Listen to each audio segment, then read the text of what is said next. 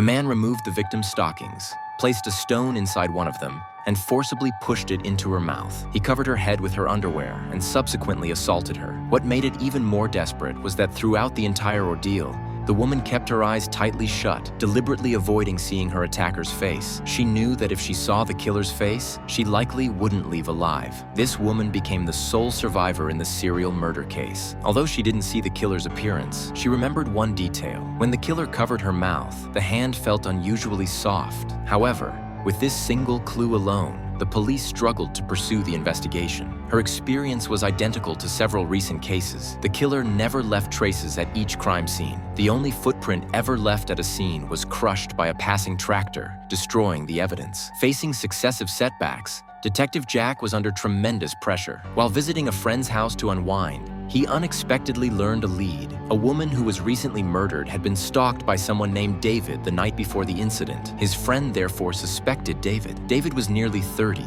but had the mental capacity of a 7- or 8-year-old child. Jack brought him to the police station for interrogation, threatening him with a ruler to try to make him confess, but to no avail. Faced with someone with intellectual disabilities, Jack was at a loss. He brought in colleagues to assault David, but David still wouldn't admit to the murders. Desperate to close the case quickly, Jack took David's shoes to the crime scene to create footprints, photographing them as fabricated evidence. He used this photo to pressure David into confessing. Just then, Officer John discovered a crucial detail. All victims had their hands tied behind their backs with exquisitely tied butterfly knots. Not only did David have limited intelligence, but his hands were also severely burned. He couldn't possibly tie such intricate knots. Combined with David's persistent denial of the murders, Jack was ultimately forced to release him. While the police were struggling with the case, another woman was murdered, her body dumped in the reed marshes. This victim was Jack's friend, Anna. Her manner of death matched the previous victims. Since David was being interrogated at the police station when the murder occurred,